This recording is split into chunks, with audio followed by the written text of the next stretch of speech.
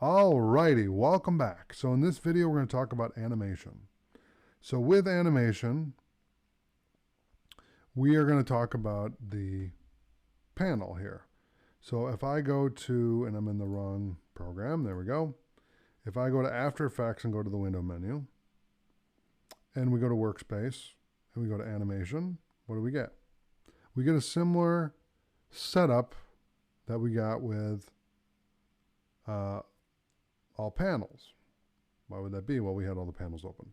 But if you go to Window and you go to Workspace, we can reset animation to save layout, okay, to kind of move it around. And you'll notice when we go to Window and we select Window and scroll down, we have Audio, Info, Motion, Sketch, Preview, Smoother, Tools, and Wiggler.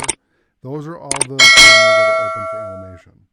Now you can customize this to whatever you want. So if you wanted to go to Workspace and save a new workspace and call this animation new, and then you could select whatever panels you want and save that, okay?